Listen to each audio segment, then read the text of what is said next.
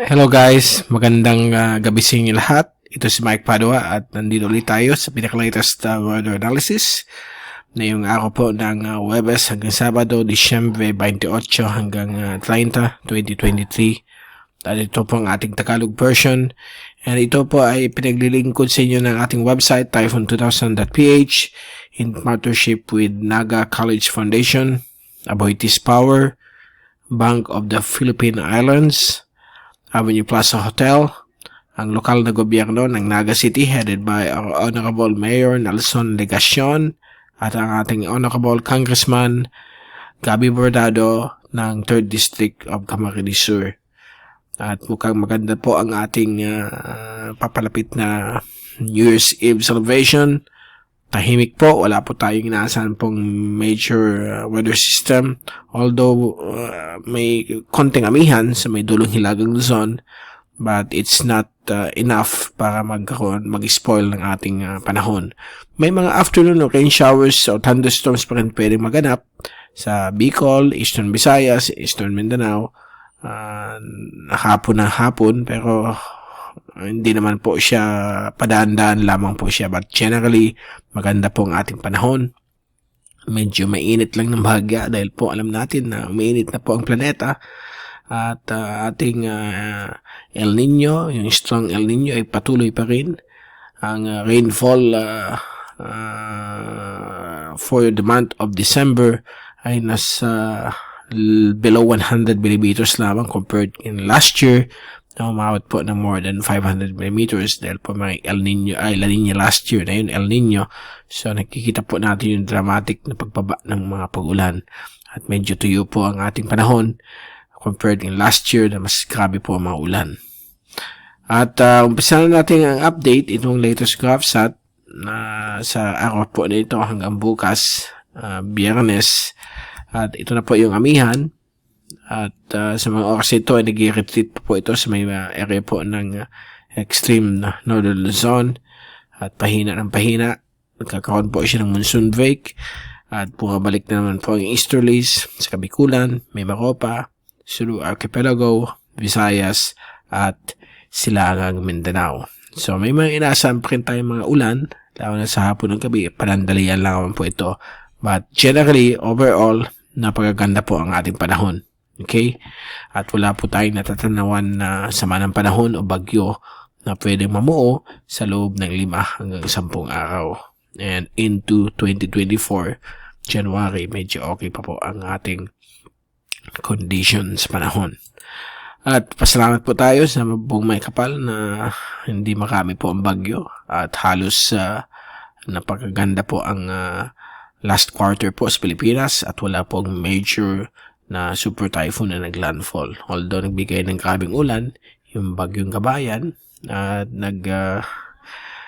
madali naman pong nawala yung mga pagbabaha. At ito po yung fast animation, so all clear po sa buong Western Pacific. Sa ating zoom in satellite animation, may mga isolated thunderstorms at napakakonti lang po ito.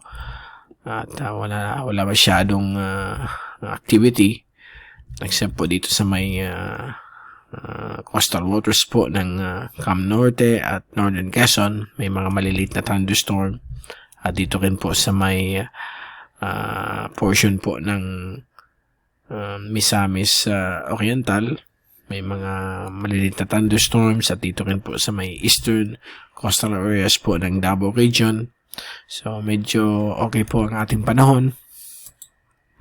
At sa ating wind at pressure rain forecast mula sa windy.com, mula sa European model for the next 3 days hanggang New Year's Eve, mukhang okay naman po ang ating panahon. Bukas po ng hapon,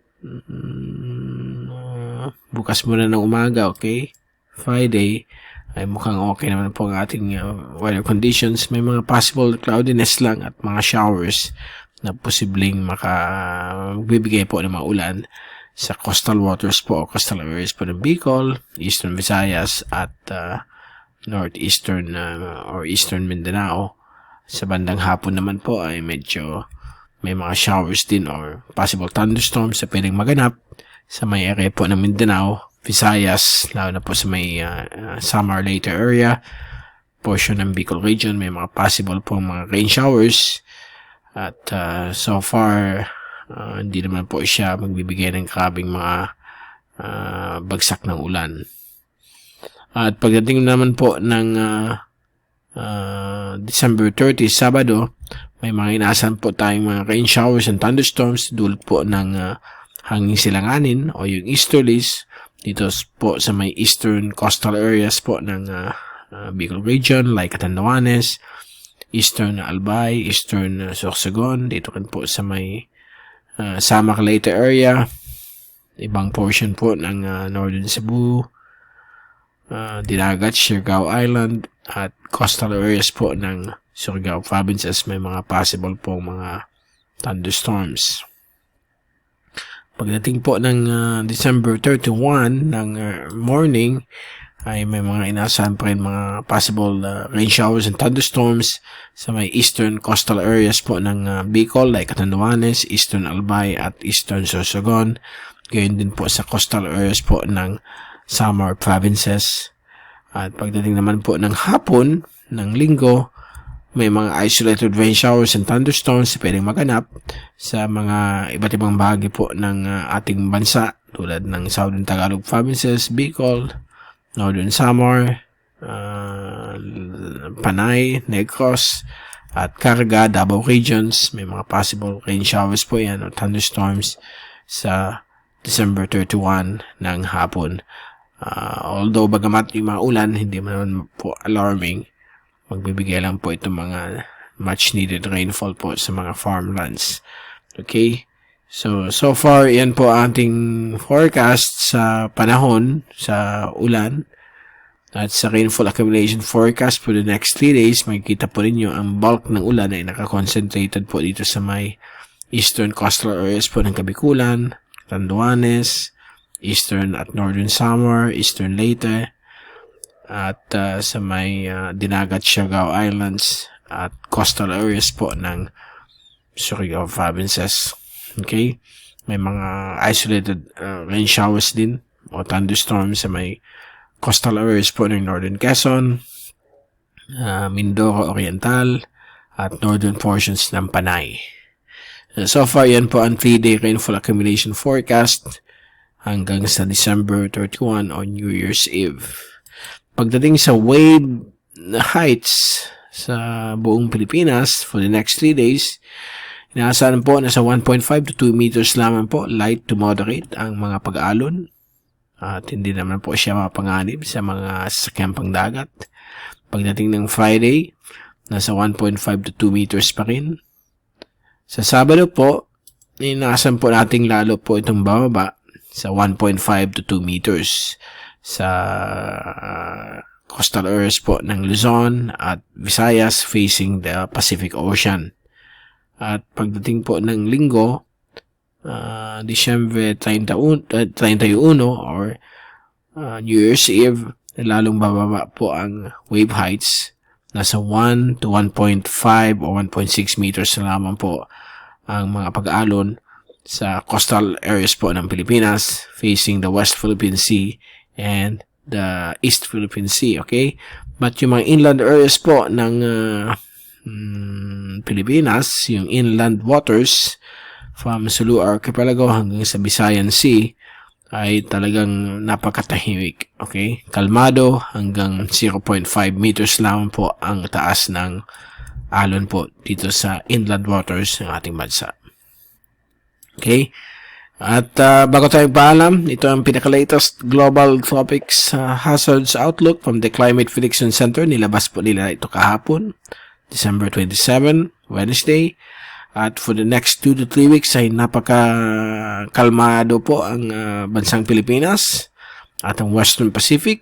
So, unahin mo natin ang week 2, valid January 3 to January 9, 2024. Ang Pilipinas ay tahimik at mukhang magkakaroon po ng below average na mga pag-ulan, which is more than 50% ang probability sa may Eastern Visayas at Carga region.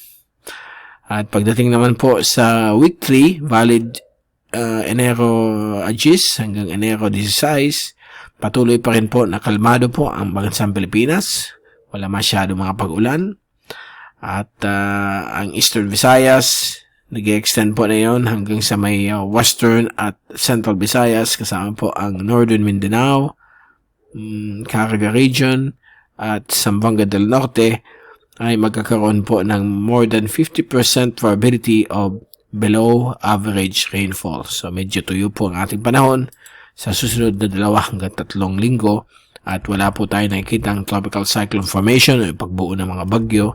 Meron naman po dito sa may area po ng South Indian Ocean at Australian Sea. Gayon din po sa may South Pacific Ocean dahil ito po yung panahon nila na magkakaroon ng mga bagyo sa may Southern Hemisphere o South of the Equator. At gayon din po sa may Madagascar, magkakaroon po sila ng more than 20% of 20%, magkakaroon po sila ng more than 20% of tropical cyclone formation probability. Okay? So, wag natin pansinin yan. Dito lang tayo sa Pilipinas. So far, okay ang ating bansa. At yan po ang ating pinaka-latest sa ating panahon na yung Disyembre 28, Huwebes. At pabalik ulit tayo na yung weekend para ibigay sa inyo yung pinaka-latest sa ating panahon hanggang next year. Okay? So, siyempre, pagdating ng Lunes, Enero 1 na po yan, 2024, is start of a new year. Let's hope and pray na maganda pa rin ang 2024 sa atin at walang maglalandfall po ng malalakas na bagyo sa ating bansa. Again, mula sa Typhoon2000, ito si Mike Padua magpapaalam. Mag-iingat po tayong lahat.